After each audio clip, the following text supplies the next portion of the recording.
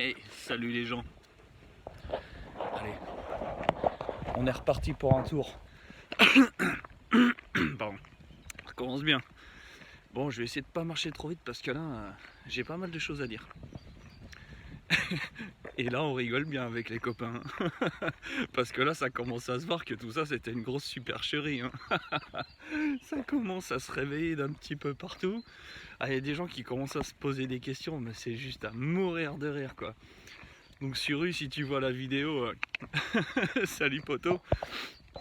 Putain, et même les journaux là, ils se mettent à titrer que bon finalement c'est peut-être un peu piné quand même. Non, en fait ça fait depuis le début qu'on vous le dit, tu vois. Là il y a des gens comme moi, c'est dès le départ, on a flairé le truc, tu vois. Tu vois, il n'y avait pas 300 morts ils ont assigné tout le monde à résidence. Attends, forcément le truc c'était politique. Et là j'ai vu, alors c'est quoi, donc sur il m'a envoyé le truc, c'était le Nouvel Ops. Le Nouvel Ops qui commence à dire ouais bon en fait il n'y a pas tant de morts que ça. Et puis bah ouais, et ouais quand tu vois comment les tableaux des statistiques et tout sur la mortalité, bah, il y a moins de morts que les années précédentes. Bah ils sont où tes 18 000 morts poteau copain. On vous avait dit que c'était n'importe quoi. Alors donc oui certainement que bon moins de morts. Ah bah oui tu vas me dire ouais mais c'est parce que y a plus de. Enfin les gens sont plus sur la route, il y a moins d'accidents de la route. Détends-toi loulou hein. Sur une année les accidents de la route j'ai regardé c'est 400 et des brouettes. Les morts sur la route. On peut aussi mettre les accidents de travail. Vu que il y a du chômage partiel, il y a probablement moins d'accidents de travail. Mais bon, là c'est pareil, je crois que ça tourne entre 530 550, enfin bon voilà, ça tourne aux alentours de 500. Derrière, il y a plus de morts au travail que sur la route. Donc voilà, donc, et encore c'est sur une année. Donc on peut pas imputer ça, on peut pas imputer la mortalité sur la route et au travail à la baisse de la mortalité par rapport aux années précédentes. Donc là, si tu veux, ça commence à se voir. Il y a des gens très connus comme François de Sibbenthal, que je salue, qui a relayé ce truc-là. Oh, pardon, il y a un peu de vent. Qui a relayé ce truc des courbes. Donc là, il y a moins de morts. Donc ça commence à se voir qu'on s'est foutu de notre gueule, les gars. Et puis, bah, il y a des gens qui disent ouais, mais il n'y a pas une différence entre mort du Covid et mort avec le Covid. Et ouais, ça commence à se voir qu'on s'est foutu de notre gueule. Mais bon, nous, si tu veux, on s'est fait traiter de complotiste 2.0. En fait, ce que vous comprenez pas, c'est que les vrais éveillés, en fait, ils marchent avec ça, là, tu vois. Pas le cerveau, troisième œil. Ça s'appelle l'intuition. Et quand l'intuition, elle nous dit quelque chose, généralement, c'est que c'est bon. Donc si tu veux, on a flairé l'arnaque dès le départ, tu vois, l'intuition. C'est un truc ça, faut s'en servir. Mais quand on se sert de l'intuition, d'accord, de nos facultés, que tous les êtres humains ont, et ben on se fait traiter de complotiste. Ouais mais il n'y a pas de preuves, c'est l'intuition mec, tu vois. L'intuition, tout le monde en a fait de l'expérimentation, tout le monde. Sur un truc plus ou moins important, enfin bon. Ah, il y a un toutou au loin. Je vais peut-être rappeler le mien. Enfin bon, voilà. Ouais. Mendo, reviens. Viens loulou. Je vais l'attacher.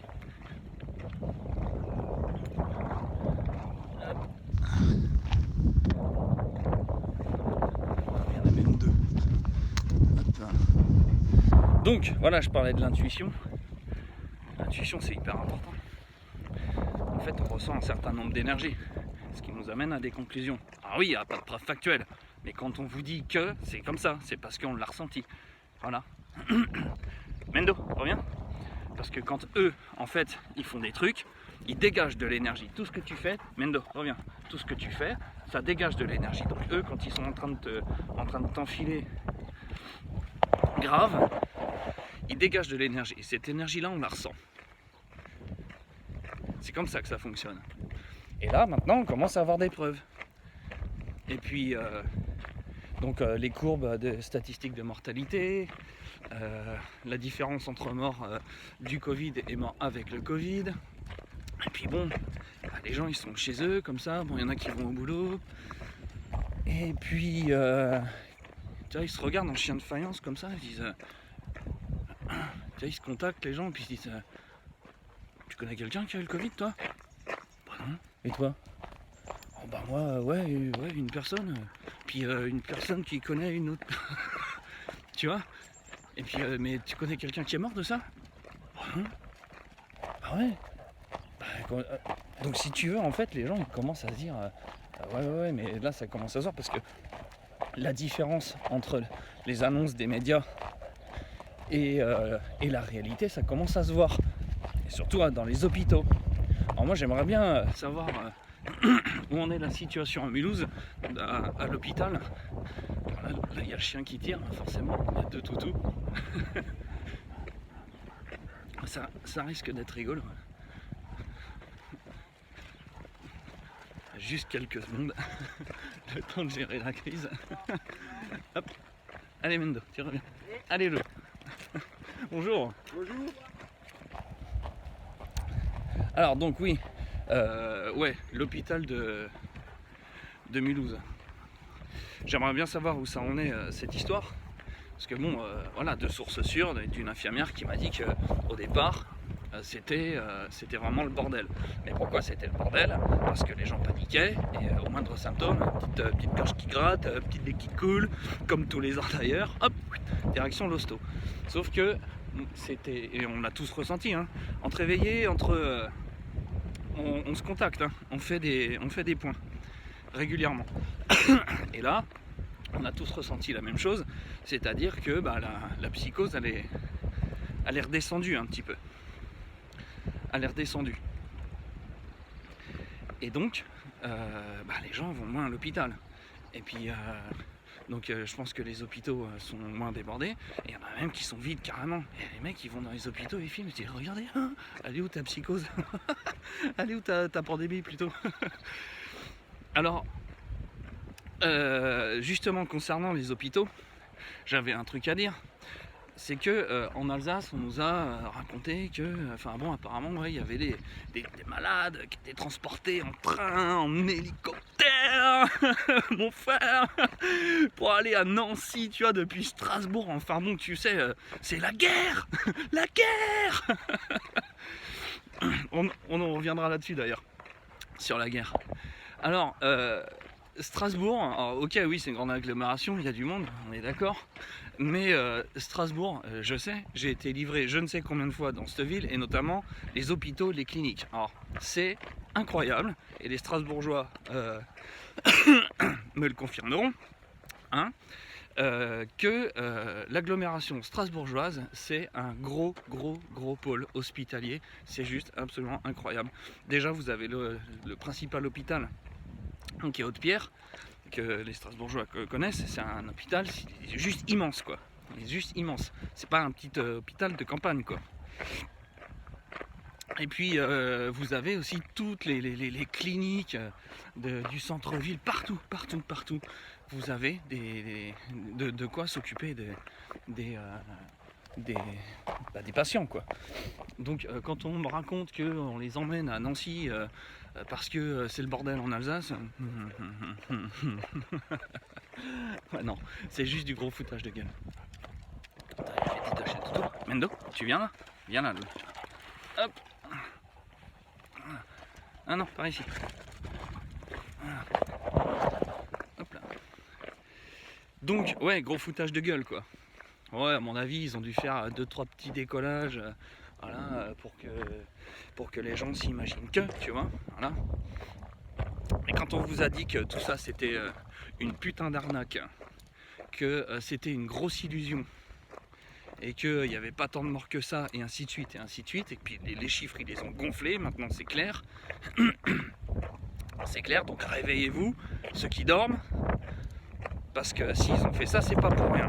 Donc maintenant qu'on a toutes les preuves, et que même, tu vois, il y a même des journaux, tu vois, le Nouvel Observateur, ils se mettent à dire que Et puis là, il y a une photo qui circule apparemment, je sais pas si c'est dans un hôpital, apparemment je crois que c'était peut-être à l'hôpital de Lons-le-Saunier. Il y a un médecin qui a fait une affichette en disant non non c'est bon, arrêtez de paniquer, le Covid-19 il n'est pas plus méchant, il n'y a pas d'épidémie quoi, enfin vous voyez, ça commence à se savoir. Et puis les médecins, on les a pris pour des cons. On les a pris pour des cons, donc maintenant ils se lâchent. Voilà, ils ont plus peur, c'est bien.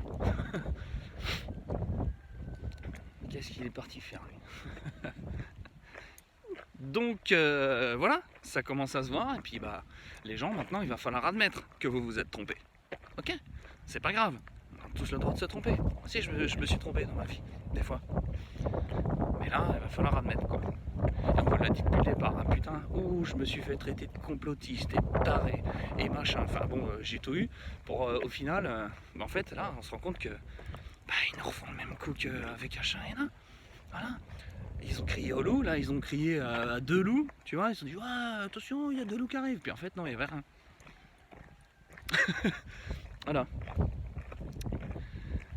Donc par rapport à l'info, par rapport à Covid, épidémie, pandémie, voilà, on a effleuré le truc.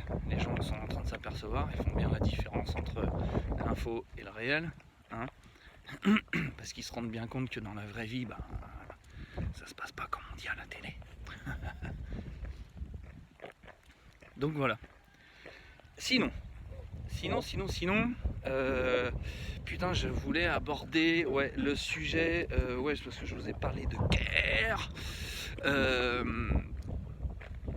parce que c'est par rapport au discours de Macron, et c'est au pluriel, donc les deux derniers. Ça fait longtemps que je pense qu'on est rentré dans une phase révolutionnaire. Pas gilet jaune cul, ça c'est une bande de nouilles qui comprennent rien avec des leaders. C'est des nouilles quoi. Ils n'avaient pas la connaissance suffisante. Ah, une joggeuse. Mendo, tu viens? Viens là. Hop, on va attendre qu'elle passe.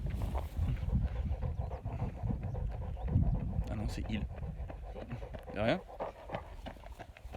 On va peut-être faire demi-tour. Le soleil il est derrière. Ok.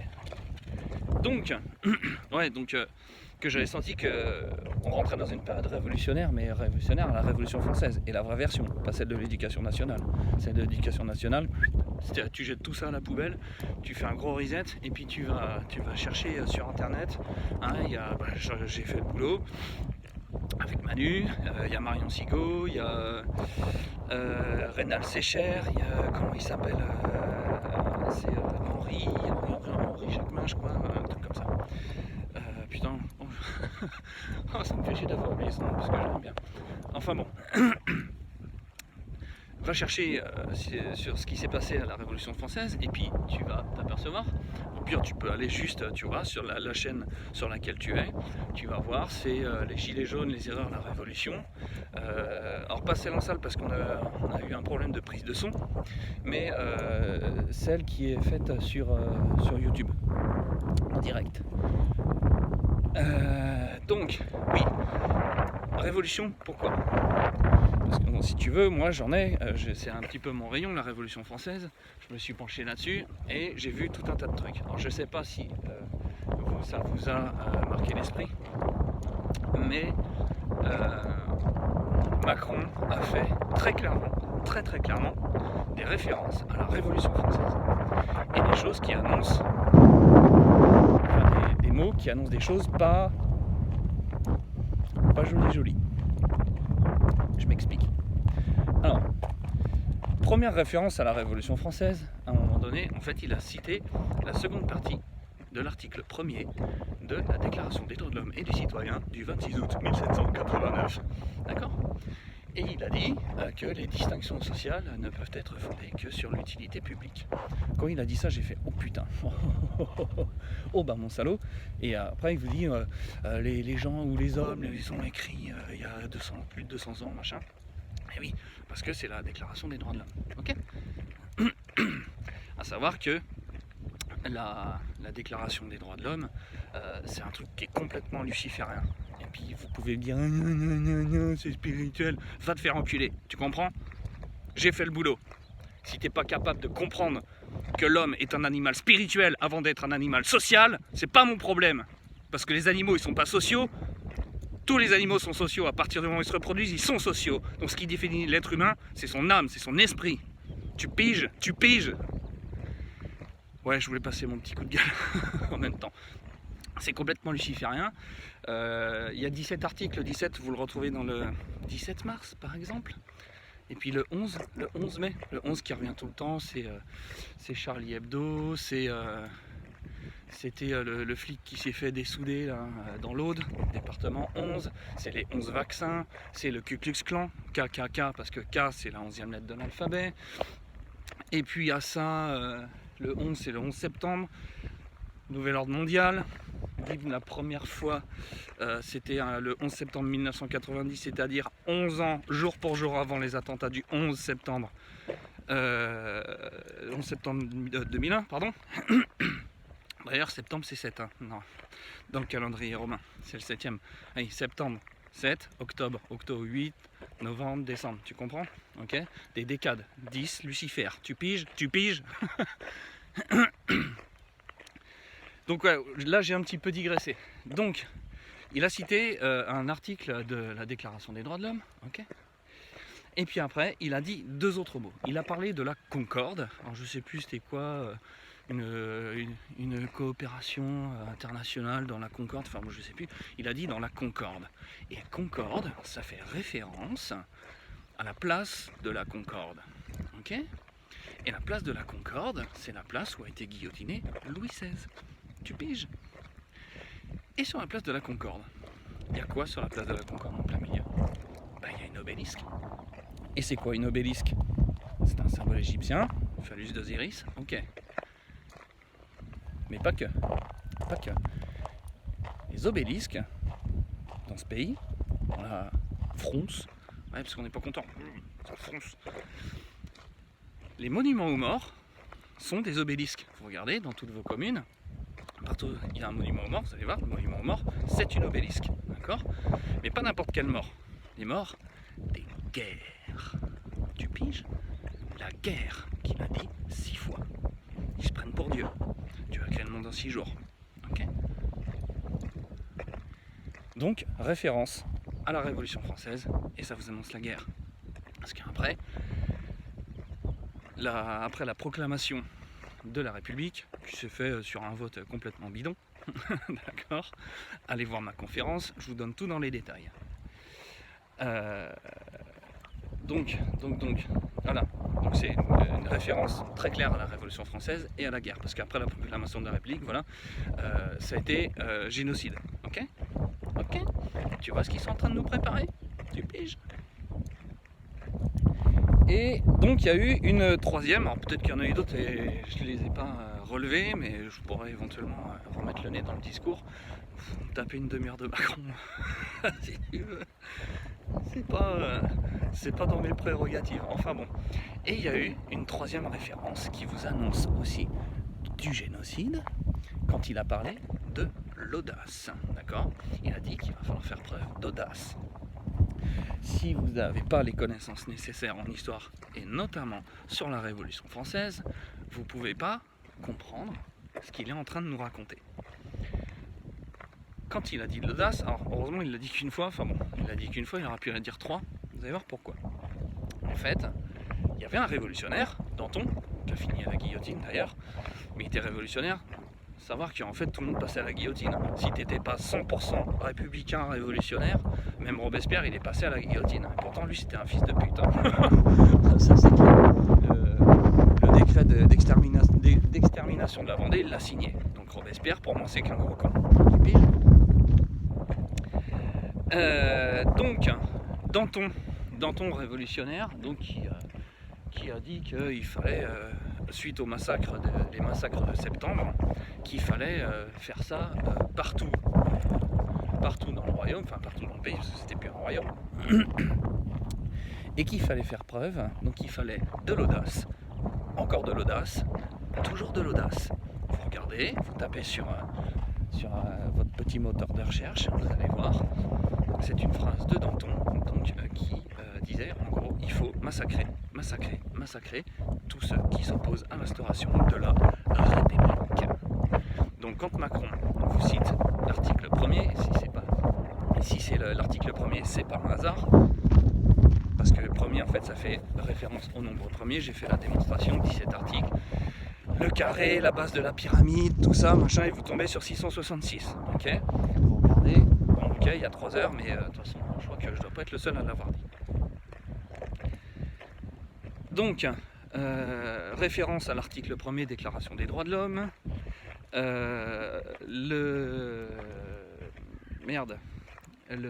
la référence à l'obélisque, à la Concorde et l'audace, vous voyez.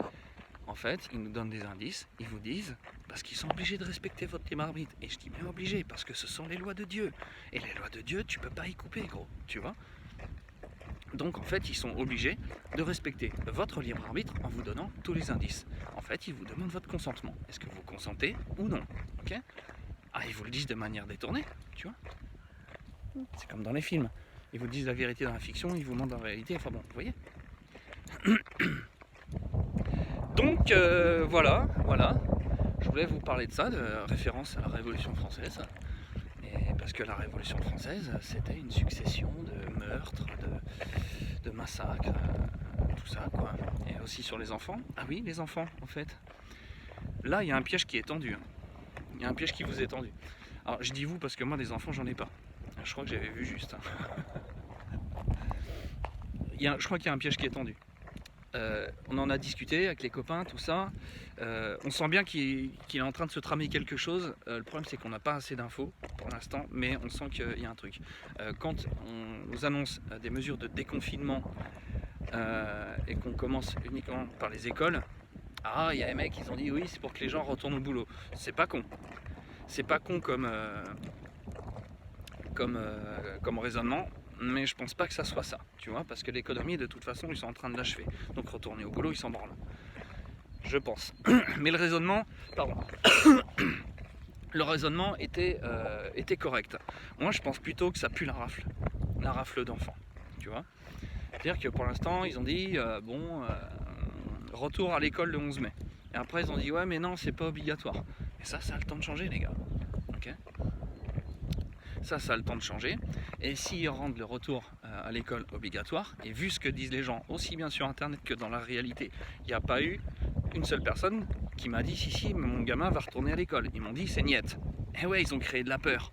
Vous voyez leur stratégie? Vous voyez, moi c'est le scénar que j'imagine. Là, je peux peut-être me tromper, le truc c'est que j'ai pas encore assez d'infos, mais c'est ce que j'imagine. Ils ont fait peur à tout le monde avec Covid-19, ok? Donc forcément, les gens, pour rien au monde, ils remettraient leurs enfants à l'école. C'est logique, ils aiment leurs enfants. Ils veulent pas qu'ils tombent malades, qu'ils meurent, ainsi de suite. Si on leur dit, d'ici le 11 mai, retour à l'école obligatoire, les gens, qu'est-ce qui va se passer? Les gens, ils vont dire non, moi mon gamin, il va pas à l'école. Le problème, c'est que quand tu déscolarises tes enfants, c'est les services sociaux et on te les enlève. Tu vois? Donc là, les gens vont être pris entre deux feux. Ça, c'est le scénario. Là, j'affirme rien, d'accord? J'affirme rien. C'est un scénario qui est, je pense, tout à fait possible. Mais pour l'instant, on n'a pas assez de visibilité. C'est pas assez clair encore, cette histoire. Mais en tout cas, il y a un truc. Pourquoi ils ouvriraient que les écoles? Qu'est-ce qu'ils veulent aux gosses? Parce que ça fait longtemps que beaucoup de monde vous a dit les réseaux pédocriminels et ainsi de suite, les placements abusifs. Dans mes contacts, j'en ai plein de contacts qui militent sur les placements abusifs parce qu'ils se sont fait placer leurs enfants abusivement. J'en connais plein, ça existe. Et c'est terrible. Il y a peut-être certainement plus d'enfants placés abusivement que de morts du Covid. Tu vois?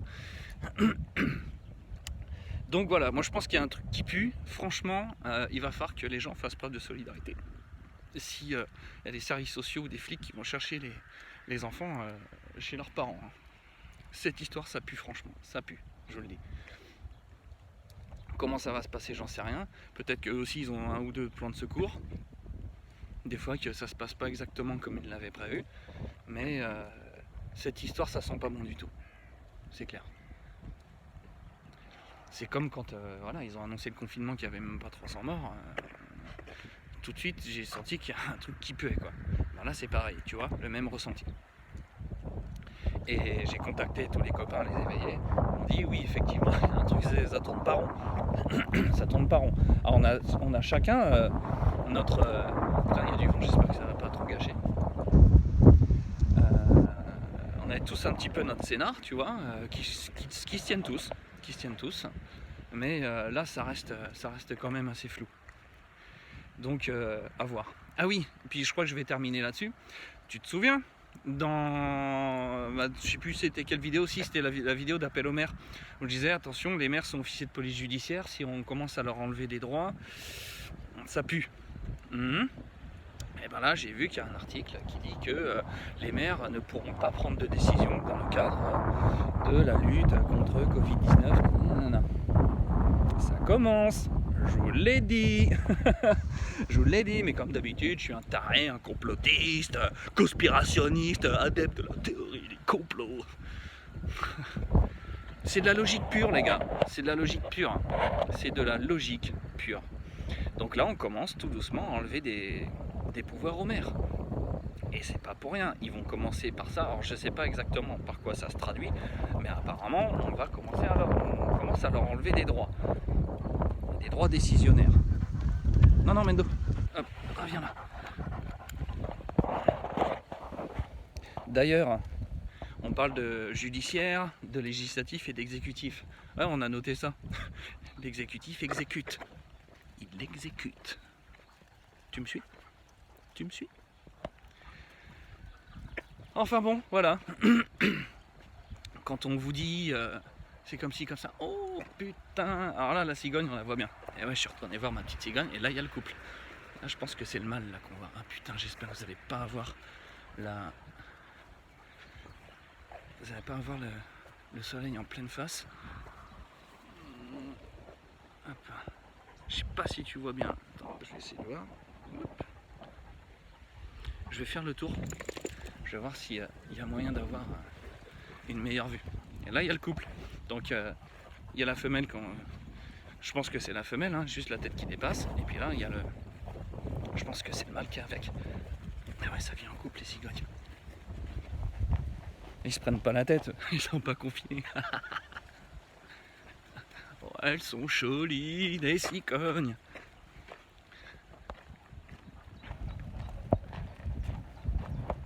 Ah oui, puis j'avais tellement de choses à dire, je vous ai dit que ça allait être un petit peu long. Mais effectivement, il y a beaucoup de choses à dire, donc aussi par rapport à la désobéissance. Parce que cigogne, ça m'a rappelé l'Alsace à l'époque de la réforme territoriale, tu vois. Oh, elle est jolie, la cigogne. Hop. Hop. Je sais pas si vous voyez bien. Je sais pas si je peux zoomer. Attends, je vais essayer de zoomer. Allez, lève la tête. Voilà. Voilà, donc là il y a les deux. Donc je pense vraiment que... Bon, j'ai pas regardé les périodes de couvée des cigognes. Mais là, tu vois, voilà. Il y a mes petites cigognes qui sont là. Allez, on les laisse tranquilles. Samedi dernier, j'avais carrément un vol de cigognes au-dessus de chez moi. C'était magnifique. Bon, le chien essayait de les attraper. Je sais pas pourquoi, parce que les cigognes, elles étaient au moins à 30-40 mètres de haut. Enfin bon, c'est le chien de chasse, quoi. Ah là là. Donc, ouais, je voulais vous parler de désobéissance. Je pensais terminer sur les mers, finalement. Non, vous voyez, il y avait pas mal de choses à dire. Ça avance vite, hein, tout avance très vite. Donc, on est obligé de s'adapter. Ah, je suis désolé, parce que là, le chien, là, il va tirer cette andouille. Parce que je l'ai rattaché, on est au bord de la route. Ouais, donc la désobéissance. Ouais, je vois des choses, des initiatives qui sont prises par rapport à la désobéissance. Les sortez de chez vous. Alors quand j'avais sorti mon petit hashtag, je crois que c'était le... Je sais plus là, c'était fin mars, je crois. Quand j'avais mis sur mon mur, sortez de chez vous. Ouh là là, qu'est-ce que j'ai pas fait là. Je suis un tanché public. Et donc là, on voit de plus en plus de gens qui en ont plein le cul, parce qu'ils commencent à comprendre qu'on s'est foutu de leur gueule, et qu'à un moment donné, il va falloir passer à la désobéissance. je l'ai dit, enfin, il y a des gens qui ont appelé à la désobéissance civile depuis longtemps, hein, voilà, hein, rébellion, voilà, collectivement, attention, individuellement c'est chaud, t'as vite fait de te retrouver devant un juge. J'en ai fait les frais. Arrête de tirer, toi, espèce d'andouille. Ah putain, je te jure, des fois, tu sais, dans ma tête, c'est Homer Simpson, tu sais, qui étrangle Bart Simpson, espèce de putain. Et voilà, la désobéissance, et là, on parle d'une initiative du 4 mai. Là, j'étais sur le live de putain de radio hier, ça commence à sortir des dates. Alors, à la date du 11 mai, est-ce que ça sera avant le 11 mai, on fait ça après, comment? Mais en fait, faites-le quand vous voulez, quoi. Faites-le quand vous voulez. Donc, c'est assez positif. Je vois des gens qui commencent à ouvrir les yeux, qui parlent de rébellion, de désobéissance, de ces choses-là. Moi, je trouve ça extrêmement positif. On commence à sortir de la torpeur.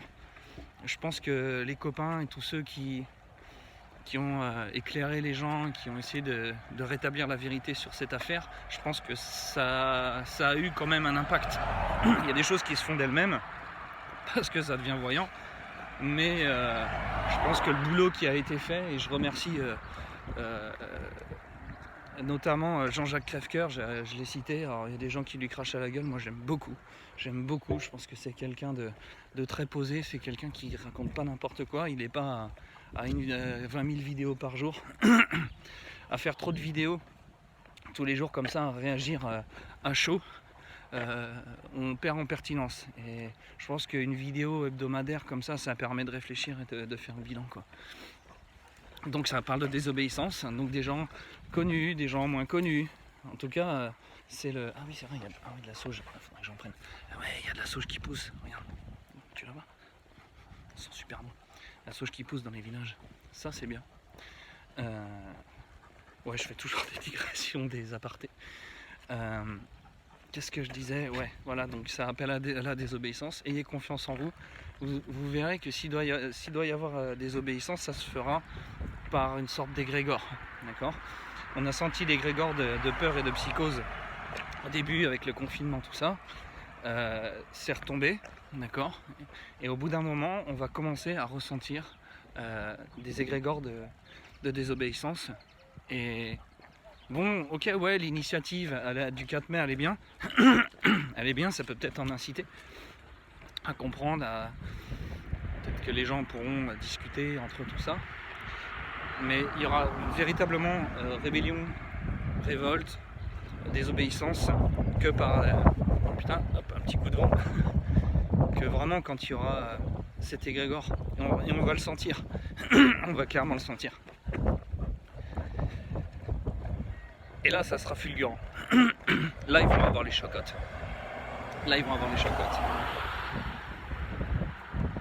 Le problème, c'est l'après. Qu'est-ce qu'on fait? On s'est déjà posé la question. Là, il va falloir être organisé pour éviter le chaos. Parce que si les mecs prennent la poudre d'escampette, ça va laisser place à tout un tas de merde. C'est clair. Putain. Heureusement qu'il est attaché. Oh putain, il y avait un chat. Ouais, non. Ah non, parce que mon chien il a tendance à les manger, les chats, donc j'ai déjà vu faire. Putain la vache. Ouais, c'est le Bataclan, quoi. Tu vois ce que je veux dire. Voilà. Donc ouais, 33 minutes, c'est bien. Je pense que j'ai tout dit. Si jamais il y a un truc qui me revient, bah, je referai un petit bout de vidéo, tu vois. Donc voilà, les gens commencent à comprendre, ils commencent même à vouloir désobéir. Les références à la Révolution française, attention, connaissant quand même pas mal le sujet, je peux vous dire que il y a des choses très graves qui nous ont donné, hein, qui nous ont prévu. Les maires, voilà, je vous avais dit qu'il fallait surveiller les statuts des maires, savoir ce qu'ils étaient en possibilité de faire légalement. Ben voilà, on commence à leur enlever les droits. Et puis voilà, quoi. Oui. Mon chien fait des émules. Voilà. Donc, bah, je vous souhaite une bonne journée, un bon week-end, tu vois. Là, on est bien, là, tu vois. Je me balade dans le petit village alsacien. belle maison à colombage, tu vois. Tu vois, c'est joli là, Alsace. Tu vois. Et je vais à la choucrouterie. Voilà. Pas chez Leclerc ou chez Auchan. Voilà, je vais m'acheter des bonnes choses à manger. Bien. Voilà, donc je vous fais un gros bisou d'Alsace. Continuez le boulot de réveil des gens, c'est hyper important. Comme disait Alain Duke, que j'apprécie grandement, il n'y a pas de raison qu'on laisse faire le truc. Parce que si on laisse faire, voilà, c'était mon discours d'il y a un petit moment, je ne consens pas à vivre dans leur monde, tu vois. Je vois pas pourquoi je vivrais dans leur monde de merde, tu vois, juste parce qu'ils ont été passifs, qu'ils n'ont pas voulu se réveiller. Donc oui, continuons le boulot d'éveil des gens. Ça commence à porter ses fruits, en tout cas sur la supercherie de l'épidémie. Et voilà. Donc gros bisous à tous. Comment ils disent des schmutz en Alsace. Je vous fais des gros schmutz. Et puis à la prochaine. Allez, bises, ciao.